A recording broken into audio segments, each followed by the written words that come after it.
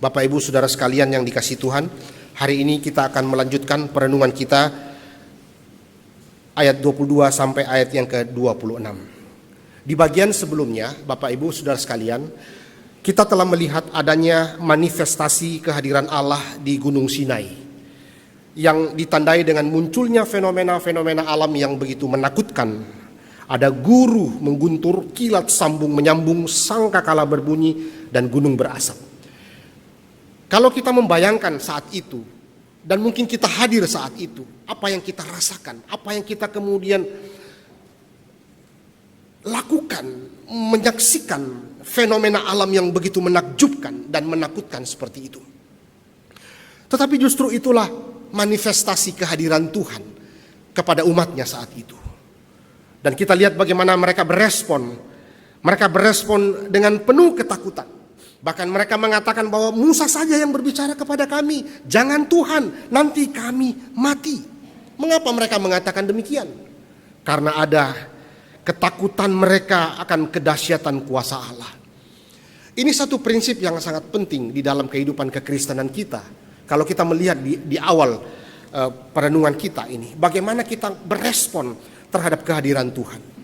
Apakah kemudian kita berespon dengan kehadiran Tuhan dengan cuek-cuek saja dan terus saja dengan kehidupan yang biasa-biasa saja, atau bahkan mungkin kita bermain-main dengan kehadiran Tuhan? Ataukah kita sungguh-sungguh takut, kita sungguh-sungguh berwaspada dan tidak bermain-main dengan hidup kita, dengan kekudusan Tuhan? Itu sebabnya di dalam perenungan kita beberapa pekan yang lalu bahwa seringkali orang itu berbuat dosa. Kenapa? Karena mereka mungkin sulit melihat kehadiran Tuhan dalam hidupnya, sehingga mereka pikir tidak ada Tuhan kok di sini. Atau mungkin mereka sudah tidak ada kehilangan ketakutan kepada Tuhan. Tuhan itu tidak lagi dianggap sebagai Allah yang menakutkan.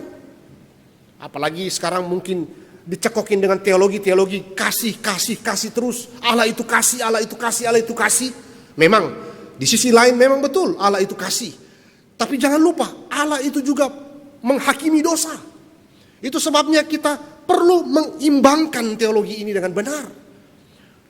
Allah itu memang kasih, tapi Allah itu juga membenci dosa. Allah itu akan menghukum dosa manusia. Itu sebabnya itulah yang dirasakan oleh Israel. Mereka menyadari keberdosaan mereka. Mereka kemudian takut dan gentar, gemetar, bahkan dikatakan di awal perenungan kita.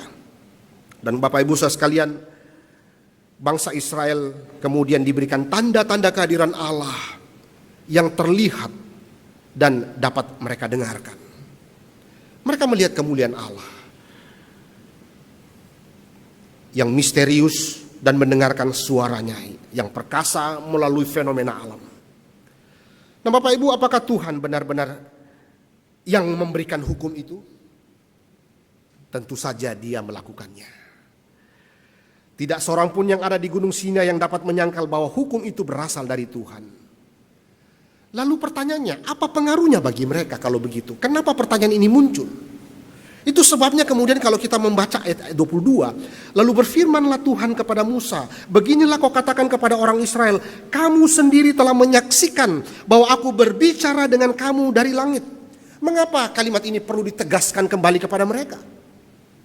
Mengapa dalam tanda kutip seperti kayak Tuhan itu kayak mau meyakinkan lagi kepada mereka bahwa memang betul-betul Tuhan yang berikan kepada mereka.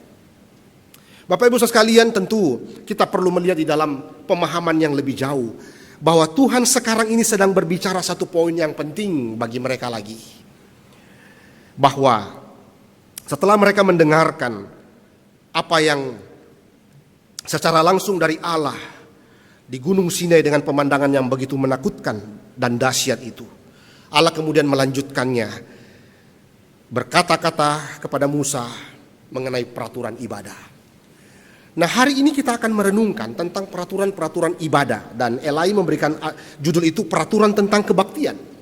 Nah saudara, beberapa poin-poin yang penting sekali di dalam peraturan kebaktian yang sangat relevan dengan kita hari ini, yang ternyata sudah dibicarakan, sudah dikatakan oleh Tuhan sendiri untuk menjadi peringatan bagi Israel dan untuk kita hari ini, tentang bagaimana prinsip-prinsip ibadah yang benar. Nah, karena itu mari kita melihat bagian demi bagian pagi ini. Saudara, tentu kita perlu memahami di dalam konteks awal bahwa bangsa Israel itu dikhususkan Tuhan, dipisahkan dari bangsa kafir, dipisahkan dari bangsa-bangsa lain. Bukan karena kelebihan Israel, bukan karena sesuatu yang indah, yang menakjubkan dari Israel, tidak. Tuhan mengambil Israel, mengangkat menjadi umat kesayangan Dia, itu karena kehendak Tuhan, itu karena kedaulatan Tuhan, bukan karena sesuatu yang ada pada Israel. Tuhan mau ambil Israel di dalam keinginan, kehendak, dan kedaulatan Tuhan sendiri. Untuk apa? Melalui Israel, bangsa-bangsa lain boleh mengenal Allah yang sejati. Melalui Israel, bangsa-bangsa lain boleh memuliakan Allah. Melalui Israel, kemuliaan Allah dinyatakan dan nama Tuhan dipermuliakan di sana. Itu maksud daripada Allah memilih Israel. Bapak Ibu Saudara sekalian, maka bagian pertama kalau kita lihat, kenapa Allah seperti berbicara kembali? Aku berbicara dengan kamu dari langit. Hal pertama yang kita mau katakan atau kita renungkan di sini bahwa firman itu dari surga.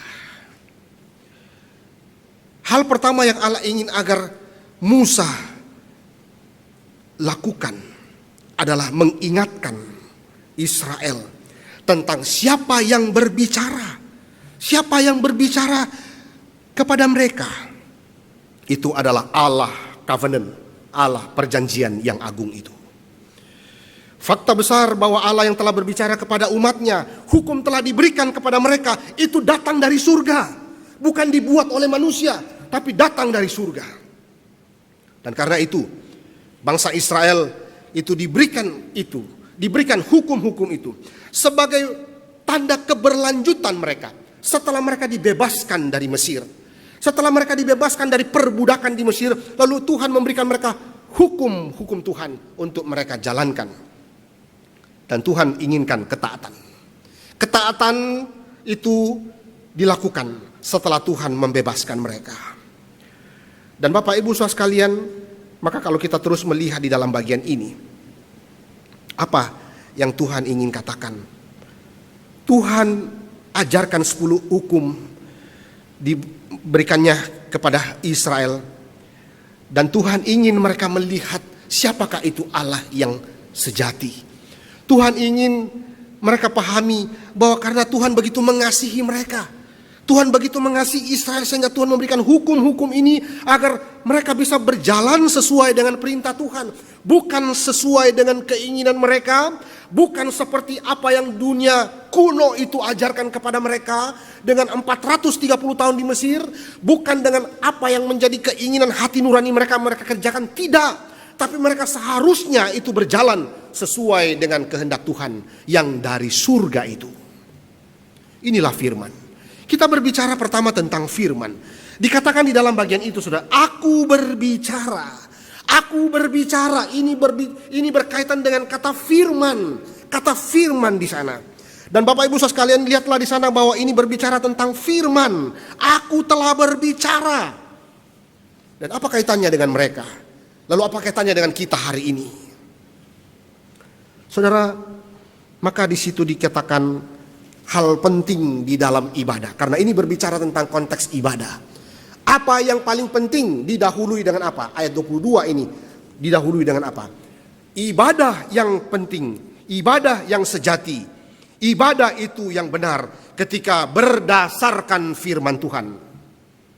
Ini poin pertama. Ibadah yang benar, ibadah gereja yang sejati itu harus meninggikan firman Tuhan. Kenapa kemudian Musa menuliskan ayat 22 ini mengawali di dalam aturan-aturan ibadah? Tuhan mengatakan kepada Musa untuk dituliskan, aku berbicara dengan kamu dari langit. Bukan saja itu firman dari langit, tetapi berbicara mengenai konteks ibadah. Itu mau menyerukan satu prinsip penting bahwa inti di dalam ibadah gereja yang sejati itu adalah firman Tuhan. Dan Bapak Ibu Saudara sekalian, penyampaian firman Tuhan justru itulah inti di dalam ibadah. Nah Bapak Ibu, hari ini kita mau belajar apakah kita memahami ini? Apakah orang-orang Kristen memahami ini ketika mereka merenungkan kembali ayat ini? Orang terkadang bertanya-tanya, apakah Tuhan telah berbicara kepada kita? Bahkan tidak sedikit orang meragukan Alkitab hari ini. Tidak sedikit orang mempertanyakan kembali tentang otoritas Alkitab ini. Betul-betulkah ini adalah firman Allah? Tidak sedikit orang mulai meragukan ini sebagai firman Allah, lalu kemudian meragukan imannya dan meninggalkan Kristus karena mereka ragu. Apa yang membuat mereka ragu? Pertama mungkin karena cara memahami, karena tidak berdasarkan atau pembuktian logika-logika yang mereka paksakan dengan logika mereka, akhirnya mereka tidak setuju dengan Alkitab, akhirnya meninggalkan Kristus, meninggalkan imannya. Ataukah mungkin mereka sudah mulai meragukan imannya karena keadaan-keadaan yang ada saat ini. Kok menjadi orang Kristen ini begitu sulit? Apakah mungkin mereka mulai meragukan firman Tuhan ini karena begitu banyaknya pergumulan-pergumulan hidupnya? Tetapi Bapak Ibu sekalian, Alkitab adalah firman Allah. Dan itulah yang diberikan Tuhan kepada kita. Dan itulah sebetulnya yang mendasari di dalam ibadah. Apakah Allah masih berbicara hari ini? Ya, mungkin Allah berbicara kepada Musa. Tapi apakah Allah masih berbicara bagi kita hari ini? Jawabannya iya. Allah berbicara kepada kita di dalam dan melalui firman-Nya. Bapak Ibu saudara sekalian, 10 perintah tidak hanya untuk orang Israel, tapi untuk kita hari ini. Tetapi terkadang kita tergoda untuk meragukan itu karena kita tidak ada di sana. Seperti kita mau mengatakan itu kan untuk Israel. Tidak Bapak Ibu, itu untuk kita juga. Karena kita ini adalah umat Tuhan, miliknya Tuhan. Yang juga sama dengan Israel di dalam konteks kerohanian yang sama, yaitu kita sudah dibebaskan dari belenggu dosa. Dan kemudian kita dibawa kepada satu kehidupan yang taat untuk menjalankan firman-Nya. Maka Bapak Ibu, poin pertama, ibadah gereja harus meninggikan firman Tuhan. Jadi ibadah yang benar harus ada pemberitaan firman Tuhan yang bertanggung jawab. Supaya jemaat takut kepada Tuhan. Supaya jemaat itu mengerti isi hati Tuhan. Supaya jemaat itu bertumbuh di dalam firman. Supaya jemaat itu menerima kebenaran, mengubahkan hidupnya dan memuliakan Allah. Itu daripada tujuan firman Allah diberikan. Tetapi hari ini kalau kita melihat, tidak sedikit gereja-gereja yang justru firman Tuhan itu hanya menempati posisi yang sangat kecil. Bapak Ibu saudara sekalian, mari kita sebagai umat Tuhan belajar kembali, merenungkan apa yang Tuhan katakan di dalam ayat 22 ini. Tuhan berbicara di awal, aku berbicara dengan kamu dari langit. Itu berarti ada sesuatu yang penting yang Tuhan sudah berikan kepada Israel. Dan hari ini kita juga sudah diberikan firman yang adalah anugerah terbesar untuk gereja. Firman Tuhan, Roh Kudus sudah diberikan kepada kita. Lalu kalau sudah diberikan ini, bagaimana kita menghormati? Bagaimana kita menempatkan ini dengan baik? Bapak Ibu saudara sekalian, kita memiliki Roh Kudus yang Tuhan sudah berikan. Roh Kudus satu-satunya yang mengilhami kitab suci. Roh Kudus bersaksi bahwa firman Alkitab ini adalah firman Allah. Itulah cara Tuhan memberikan kita satu anugerahnya agar kita mengerti isi hatinya. Dengan cara Tuhan memberikan rohnya kepada kita. Dikatakan di dalam Yehezkiel 37 ayat yang ke-14. Aku akan memberikan rohku. Bapak Ibu saudara sekalian, ini ada anugerah yang luar biasa yang Tuhan berikan kepada kita. Aku akan memberikan rohku. Itu berarti ada sesuatu anugerah yang luar biasa yang Tuhan berikan kepada kita. Untuk apa? Mengerti isi hati Tuhan. Lalu bagaimana kita menempatkan itu dalam ibadah, dalam hidup kita dan sebagainya. Karena itu bagaimana kita menerima Alkitab sebagai firman Tuhan. Tentu ini bukan saja berbicara masalah intelektual. Tentu ini bukan saja berbicara tentang masalah hati juga, tidak. Tapi ini juga berbicara ketaatan kita kepada firman. Kalau berbicara intelektual, banyak orang-orang yang hanya mengisi kuriositas dengan doktrin saja. Tapi sungguhkah mengubah hidupnya? Banyak orang yang datang ke gereja mendengar firman Tuhan, tapi sungguhkah hidupnya diubahkan Tuhan? Atau sungguhkah hidupnya berubah? Bapak Ibu, mari kita renungkan hidup kita. Apalagi kita sebagai orang reform, katanya punya doktrin yang kuat, doktrin yang bertanggung jawab. Tetapi apakah sungguh-sungguh mengubah hidup kita? Apakah sungguh-sungguh juga kita jalankan? Kita mau belajar, mengisi intelektual kita, mengubah hati kita, dan kita jalankan. Dan itu yang dikatakan Dr. Richard Pratt.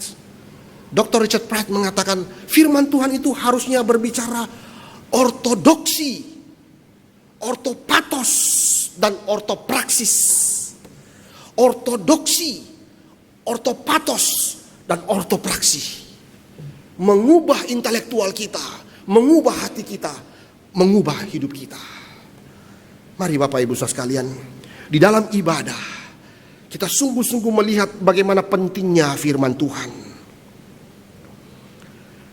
Apakah orang Kristen hari ini memahami bahwa sentral dari seluruh ibadah adalah pemberitaan firman Tuhan?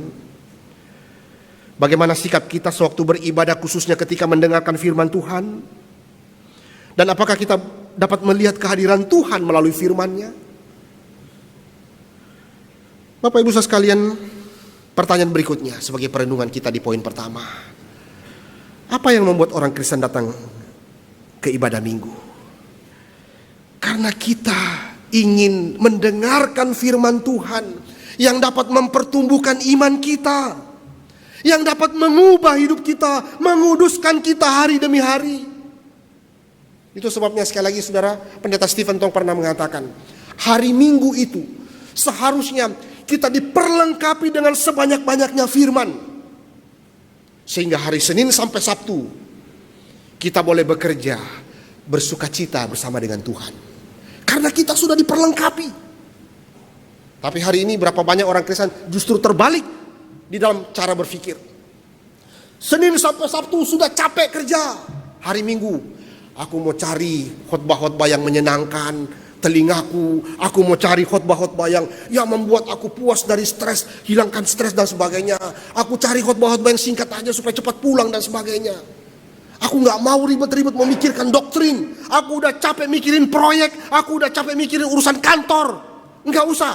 Aku mau cari khotbah-khotbah yang gak usah pikir panjang begitu. Gak usah ribet-ribet. Pokoknya datang ibadah saja. Bapak Ibu, kalau kita masih ada di sana, mari kita bertobat. Justru sebenarnya panggilan kita adalah mencari firman Tuhan yang betul-betul bertanggung jawab untuk mempertumbuhkan iman kita, membawa kita semakin dekat kepada Tuhan, membawa kita semakin mengerti isi hati Tuhan. Kalau kita mau mengatakan kita taat kepada Tuhan, kalau kita mengatakan aku mau mengasihi Tuhan, terus mau mengasihi Tuhan dengan dasar apa? Dasar apa kita mau mengasihi Tuhan? Sampai kita mungkin menyanyi, aku mengasihi Engkau Yesus dan sebagainya dan sebagainya. Terus apa dasar kita mengasihi Tuhan? Apa dasar kita untuk taat kepada Tuhan? Kalau kita tidak mengerti isi hati Tuhan.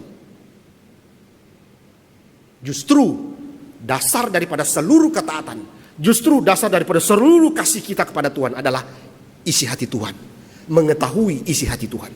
Itulah sebabnya kita mendengarkan isi hati Tuhan, firman Tuhan. Nah karena itu Bapak Ibu, poin pertama ini boleh mengingatkan kita kembali betapa pentingnya sentral daripada seluruh ibadah itu adalah firman Tuhan. Poin kedua, masuk di dalam ayat yang ke-23. Dikatakan di sana, janganlah kamu membuat di sampingku ala perak, juga ala emas, janganlah kamu buat bagiku. Saudara perhatikan, janganlah kamu membuat di sampingku ala perak, juga ala emas, janganlah kamu buat bagiku. Ini berarti berbicara apa saudara? Ini Tuhan mengulang lagi perintah pertama dan kedua. Tuhan seperti sedang mau menggabungkan perintah pertama dan kedua di dalam satu kalimat untuk diingatkan kembali kepada mereka. Lalu apa maksudnya? Poin kedua saudara, penyembahan kepada Tuhan hanya untuk dipersembahkan kepada Tuhan yang benar dan bukan dengan cara gambar, visualisasi, dan imajinasi-imajinasi yang sedang mungkin akan dilakukan oleh Israel.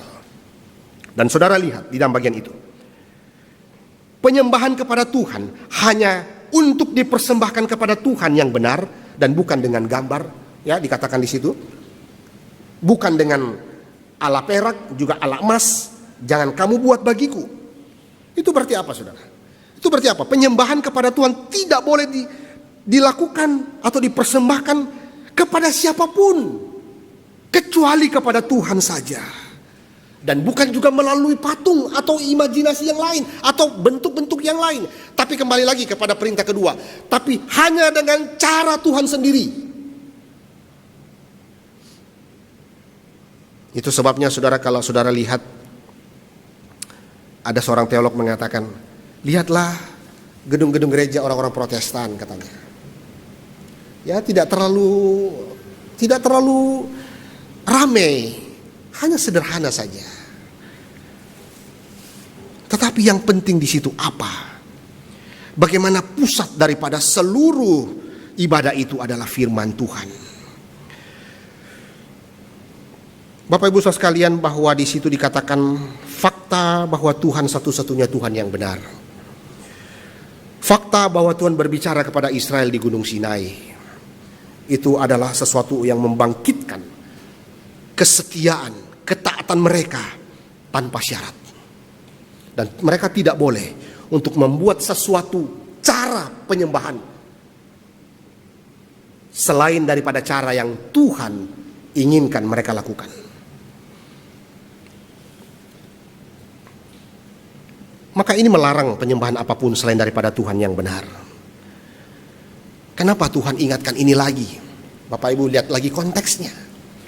Mereka itu berada dikepung oleh bangsa-bangsa kafir. Mereka itu ada di dalam kepungan bangsa-bangsa kafir yang menyembah ala-ala lain, menyembah dewa-dewa, menyembah patung-patung. Dan saudara lihat begitu lamanya mereka juga di Mesir, dengan banyaknya patung-patung. Setiap dewa-dewa itu ada patung-patungnya, dari patung sapi, patung katak, patung apa segala macam itu di Mesir mereka begitu banyak. Dan saudara, jangan pikir mereka ketika mereka keluar dari Mesir langsung hilang semua itu, tidak. Ya, kalau kita mengingat hukum 1 Newton, benda yang bergerak cenderung untuk bergerak, benda yang diam cenderung untuk diam. Maka lamanya mereka di sana itu akan memungkinkan mereka juga masih ikut-ikutan penyembahan di Mesir. Maka mereka diingatkan sekali lagi, jangan membuat patung-patung itu. Ini ketegasan Bapak Ibu. Ini ketegasan kepada mereka. Kenapa saudara? Tuhan menunjukkan di sini pembatasan yang keras dan tegas terhadap kreativitas manusia dalam penyembahannya. Ada kemungkinan mereka bisa meniru bangsa-bangsa lain. Ada kemungkinan mereka ikut-ikutan penyembahan bangsa-bangsa lain. Karena itu di dalam bagian ini dikatakan di situ, mereka diingatkan untuk tidak membuat ala emas, tidak membuat ala perak dan sebagainya. Nah, Bapak Ibu saudara sekalian yang dikasihi Tuhan, ya sekali lagi, itu sebabnya kalau saudara membaca buku sejarah reformasi, dari zamannya Martin Luther, dari zamannya Calvin, dari zamannya Ulrich Zwingli, ya dari zamannya John Knox dan sebagainya. Saudara membaca buku sejarah itu, apa yang saudara temukan di sana? Hal yang paling sangat kita temukan di sana adalah peperangan mereka terhadap patung-patung yang ada di gereja. Saudara lihat, itu sampai bunuh-bunuhan, saudara. Peperangan, bunuh-bunuhan. Orang-orang Katolik yang masih mempertahankan tradisi itu, dan orang-orang Protestan, katakanlah pengikut Zwingli, saudara. Kalau saudara membaca sejarah Ulrich Zwingli, saudara, itu luar biasa, begitu sangat apa ya? Yang saya mengatakan apa ya? Bukan heboh, tapi peperangan begitu dahsyat terjadi, saudara. Orang-orang Protestan itu dengan tegas membuang semua patung-patung di gereja, ornamen-ornamen gereja dibuang semua. Tapi itu tentu ditolak dan diresponi dengan penolakan-penolakan, dan kemudian mereka bertempur dan saling bunuh-bunuhan, saudara. Kenapa? Karena sebuah doktrin, sebuah pemahaman. Dan itulah yang mereka lakukan, orang-orang Protestan. Itu sebabnya maka para reformator mengkritik penggunaan gambar dalam ibadah di zaman mereka, mengkritik patung-patung yang ada, dan mereka membuang itu keluar dari gereja. William Farel, Ulrich Zwingli, Theodore Beza, dan tokoh-tokoh reformasi yang lain, saudara. Kalau saudara membaca sejarah mereka, begitu sangat menakjubkan. Kenapa mereka lakukan itu? Karena bagi para reformator, inti ibadah itu bukanlah ornamen-ornamen itu yang akan mengalihkan pikiran daripada jemaat. Bukan. Tapi firman Tuhan yang sejati. Itulah intinya. Kita menyembah Tuhan menurut firman-Nya, bukan melalui patung-patung dan gambar-gambar yang ada itu. Bapak Ibu saudara sekalian, nah karena itu bagaimana dengan kita hari ini? Kalau itu adalah orang-orang reformasi atau para reformator, kita bagaimana hari ini? Maka kita perlu mendengarkan peringatan ini lagi. Kenapa, saudara? Karena kita juga bisa tergoda untuk menyembah dewa-dewa palsu. Karena kita juga bisa tergoda untuk menyembah dewa-dewa palsu. Kita bisa tergoda untuk menyembah dewa-dewa palsu.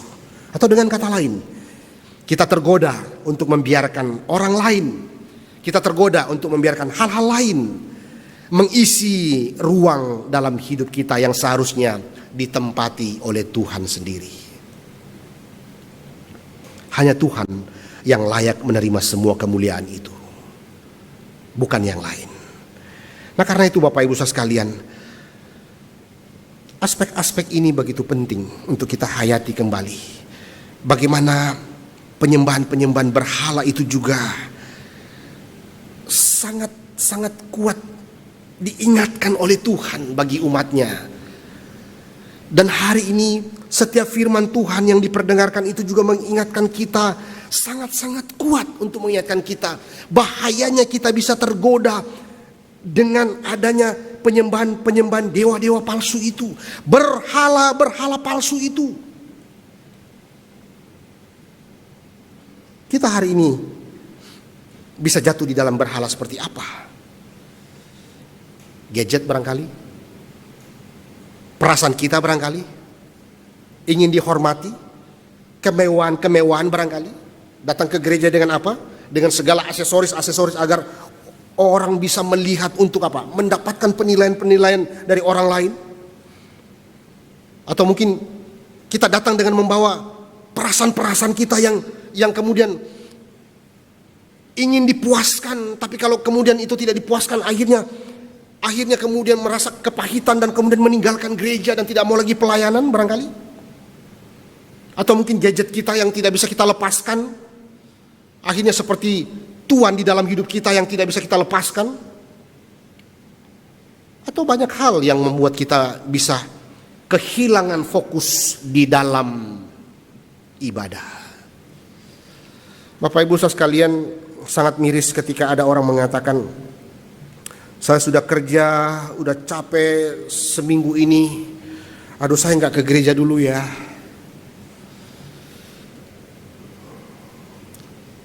Sedih Bapak Ibu mendengar itu. Saya tidak tahu Bapak Ibu saudara sekalian, tapi kalau saya sedih sekali. Saya udah capek kerja, hari Minggu enggak dulu ya saya ke gereja ya. Sedih Bapak Ibu. Harusnya kita memahami bahwa panggilan beribadah hari Minggu itu adalah panggilan hak istimewa daripada Tuhan. Bukan karena rutinitas mingguan agamawi saja, bukan. Tapi seharusnya orang Kristen memahami itu, bahwa sesuatu itu anugerah daripada Tuhan. Untuk kita boleh datang menyembah Tuhan, beribadah kepada Tuhan. Bapak Ibu saudara sekalian, lalu bagaimana kemudian kita? Bagaimana perenungan kita kemudian di dalam bagian ini? Apakah kemudian kita merasa sulit untuk mengabdikan diri kita, untuk berdoa dan mempelajari firman Tuhan? Bagaimana kehidupan kita? Bapak Ibu, saya berharap bukan karena alasan kita capek, bukan alasan karena kita kerja, akhirnya tidak ada waktu lagi berdoa, tidak ada lagi waktu bersaat teduh kepada Tuhan. Itu bukan alasan di hadapan Tuhan. Bukankah pekerjaan itu pemberian Tuhan? Bukankah keluarga itu pemberian Tuhan? Lalu bagaimana kita respon itu dengan baik dan benar di hadapan Tuhan? Lalu kemudian kita mengatakan, saya sudah terlalu capek kerja, akhirnya tidak ada waktu berdoa lagi. Saya sudah terlalu capek kerja, akhirnya tidak ada waktu lagi saat teduh setiap hari. Itu bukan alasan Bapak Ibu. Itu sebetulnya adalah pembenaran diri. Kita seperti seolah-olah sedang mau lari daripada Tuhan dan mencoba membenarkan diri kita. Dan itu adalah dosa. Bapak Ibu, mari kita sama-sama merenungkan hidup kita. Setiap kita, hamba Tuhan pun juga tidak kebal akan hal ini. Hamba Tuhan bisa jatuh dalam terlalu banyaknya pelayanan begini dan sebagainya. Banyaknya khotbah-khotbah yang disiapkan. Banyaknya berbagai macam pelayanan KKR apa segala macam. Akhirnya tidak ada perenungan dengan firman. Itu juga salah. Itu juga bukan sesuatu yang harus dibenarkan. Itu juga tetap salah. Saya teringat dengan kalimat Martin Luther. Martin Luther mengatakan, ketika semakin banyaknya tugas-tugas, semakin banyaknya tanggung jawab yang diberikan kepadaku, maka makin sebanyak itulah aku akan lutut berdoa kepada Tuhan. Bagaimana respon kita? Di zaman postmodern ini kita terlalu banyak dinina-bobokkan dengan kenikmatan-kenikmatan dunia. Spirit-spirit dunia ini membuat kita semakin jauh daripada prinsip-prinsip kebenaran Tuhan. Bapak Ibu sekalian, sekali lagi seorang guru pernah mengatakan, perahu dipanggil masuk ke dalam air, tapi bahayanya ketika air sudah masuk ke dalam perahu, perahu itu akan tenggelam.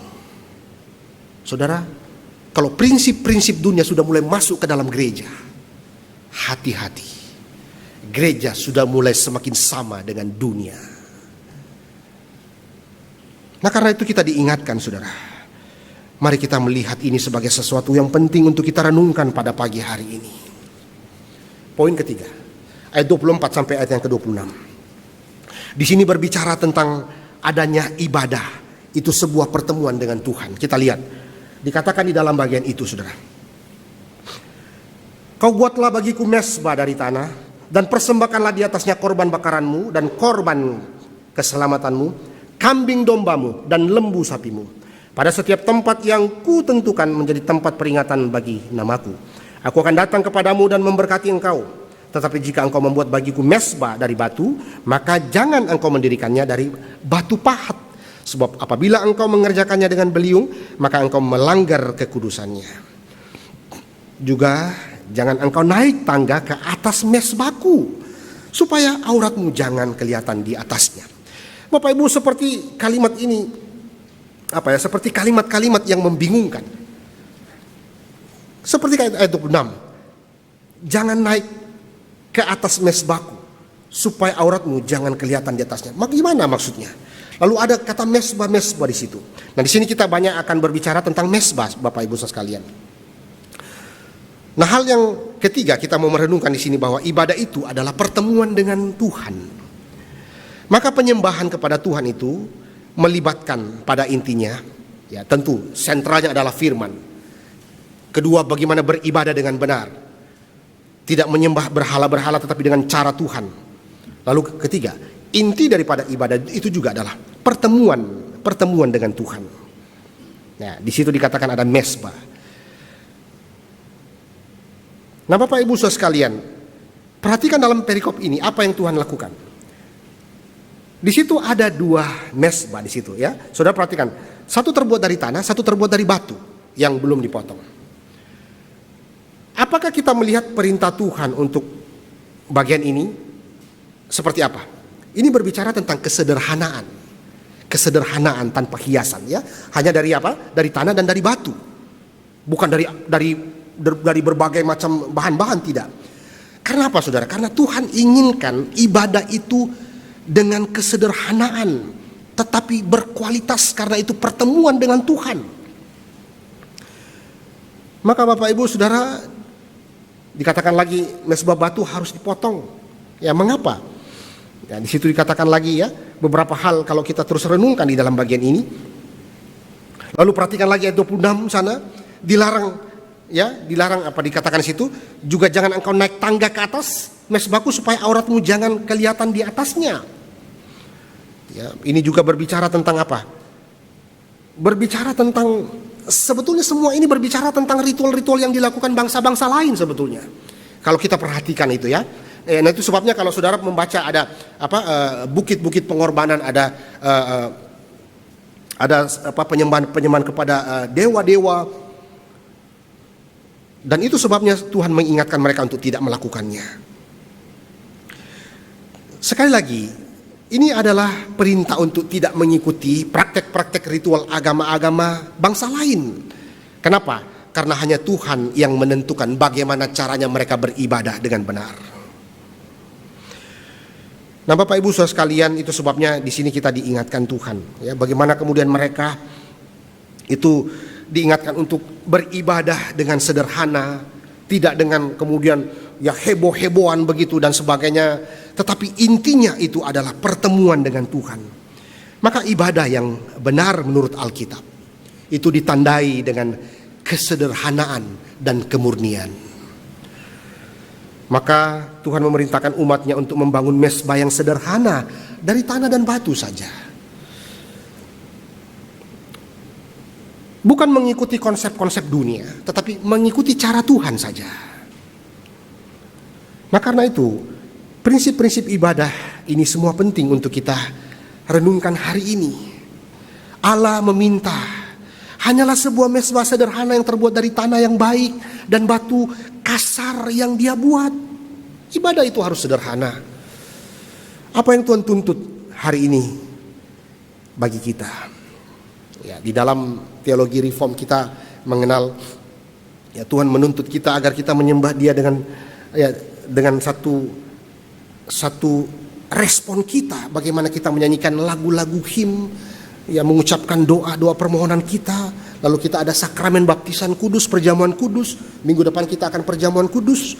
Bagaimana kita juga mengembalikan perpuluhan, ada persembahan. Bagaimana kita juga membaca dan merenungkan firman Tuhan. Tidak ada yang harus dilakukan untuk pertunjukan. Nah karena itu kita mari bersama-sama meresponi bagaimana kita beribadah kepada Tuhan. Dan sekali lagi Bapak Ibu, di dalam bahasa Ibrani yang dipakai kata zabah. Zabah itu mesbah ya. Itu tempat untuk apa? Tempat untuk memberikan korban di situ. Adanya pertemuan di situ. Lalu disitulah kita melihat apa yang penting adalah bahwa Tuhan menyebutkan ada pengorbanan di situ. Dan di sanalah kemudian kita lihat bagaimana nantinya ada korban yang sempurna itu diberikan. Ibadah yang sejati itu. Adanya mesbah-mesbah yang dikatakan di sana itu. Tempat bagaimana korban itu akan ditaruh di atasnya. Di dalam kitab Imamat kita baca itu sebagai korban. Ada korban keselamatan, ada korban pengampunan dosa dan sebagainya. Dan dalam perjanjian baru itulah kita kenal di dalam kitab Ibrani. Itulah semua kita melihat bagaimana Kristus itu adalah imam besar yang agung. Dia adalah anak domba Allah yang menjadi korban pendamaian itu. Sehingga setiap kita boleh datang beribadah, datang kembali kepada Allah Bapa. Di Taman Eden saudara, ketika manusia jatuh dalam dosa, langsung Tuhan memberikan anugerahnya. Dia langsung menubuatkan dua cara yang kita bisa baca di dalam Kejadian pasal 3 ayat 15 dan Kejadian pasal 3 ayat 22. Pada waktu manusia sudah jatuh di dalam dosa, Tuhan langsung mengadakan permusuhan dengan iblis. Ketika manusia sudah jatuh dalam dosa, Tuhan kemudian mengambil kulit binatang untuk menutupi dosa mereka, tubuh mereka. Dan itu semua adalah tipologi penggambaran tentang Kristus di kemudian hari. Waktu mengambil kulit binatang itu berarti ada penumpahan darah di sana. Dan itulah kemudian kita mengenal di dalam Ibrani 9 ayat 22. Tanpa penumpahan darah tidak ada pengampunan dosa. Dan itulah yang dilakukan oleh Kristus. Membungkus kita kembali karena kita berdosa. Dengan darahnya yang dicurahkan di atas kayu salib untuk pengampunan dosa kita. Karena itu Bapak Ibu sekalian, Kristus telah mempersembahkan dirinya sebagai korban untuk dosa-dosa kita. Sekarang kita ini adalah miliknya. Hak istimewa dan sukacita kita untuk mempersembahkan diri kita kepada Tuhan untuk pelayanannya. Oleh karena itu melalui Kristus, mari kita terus-menerus mempersembahkan korban puji-pujian kepada Allah.